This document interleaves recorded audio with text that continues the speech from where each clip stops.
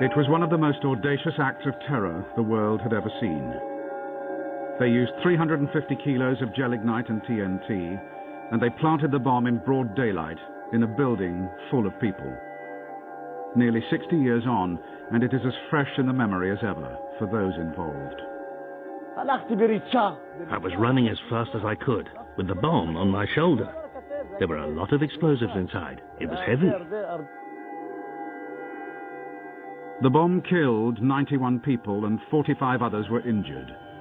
But little did the bombers of Jerusalem's King David Hotel back in 1946 know that they were one day to be hailed as the founding fathers of a new age of terror. For their success inspired waves of imitators around the world.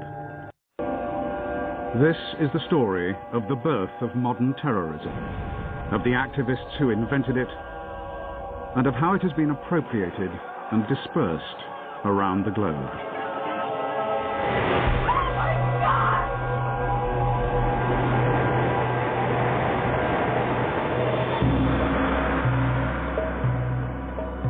Jerusalem, cradle of faith to Muslim, Jew, and Christian alike.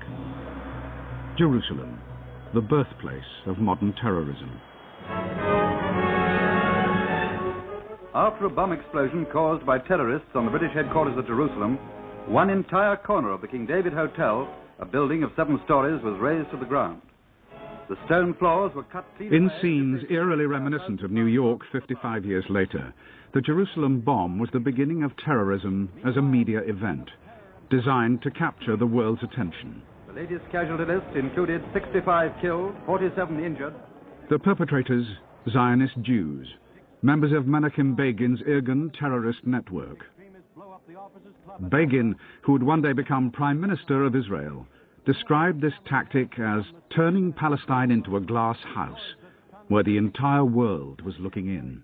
I think it was one of these acts of violence that ahead of its time, in an era before CNN, before instantaneous news, was choreographed precisely to attract international attention. We were a minority, but we were a minority with a clear ideology that we must have a Jewish state to rebuild the state which was existing many, many hundreds of years ago.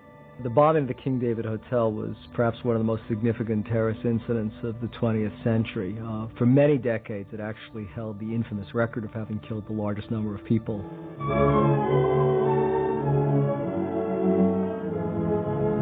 Still lying under the shadow of terrorist attacks, many areas of Palestine at that... By the end of World War II, the British, who had been made responsible for looking after Palestine by the old League of Nations 27 years earlier, found it to be a serious headache.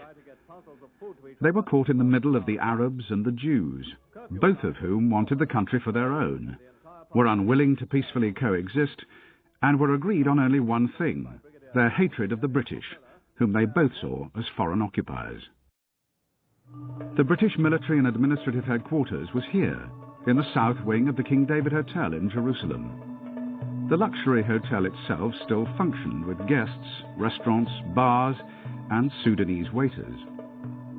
Jerusalem at that time, it was a fortress. And I walk through the town and put in my mind every place and think about how can we attack this place. If we succeed, it's very important the whole world will see that we can fight even the British. Begin and Ellis decided on a daring plan. They would strike at the very heart of British rule, the King David Hotel itself. If they succeeded here, the whole world would take notice. The terrorist bomb was hidden in 7 milk churns and delivered in a hijacked pickup truck to the hotel's basement kitchen. We jumped out, and everyone took up their positions. I took the churn and started to run.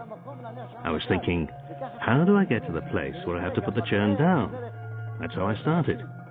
Anyway, there were lots of people around in the corridor, and we tried to move them out of the way. Here, there, to the side. But there were some who resisted, but we threatened them with our weapons. I wasn't dressed as a civilian or a soldier. I was dressed like an Arab. with a jalaba and a kafir, with that ring on your head, you know, like, what's he called? The leader of the Arabs, you know, Arafat. There were 7 churns, weighing 350 kilos in all.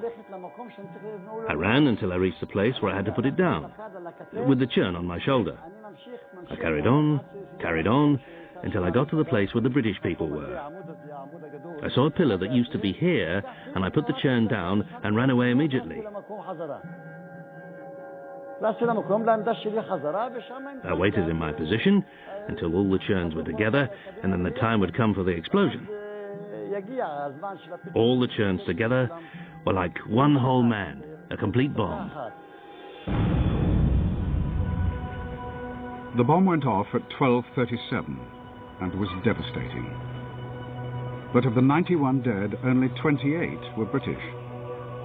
17 Jews died alongside 41 Arabs. Of all these, 54 were innocent civilians, unconnected to the British authorities in any way.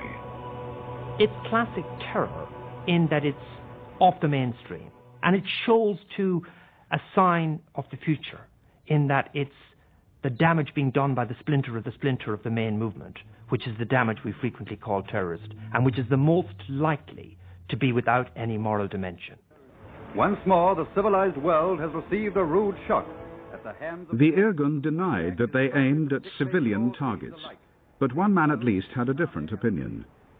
In 1948, the British Chief Secretary in Palestine, Sir Henry Gurney, wrote in his diary of how one Irgun attack was indiscriminately aimed at civilian targets and was designed to create panic among the population.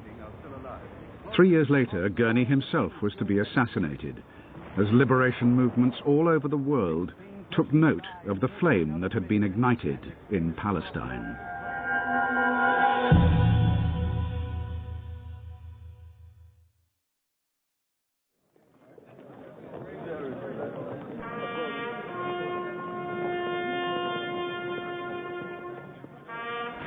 By 1948, the British and the world community had lost their appetite for the fight against the Jewish terrorists, and the British abandoned Palestine, leaving Arab and Jew to fight it out amongst themselves.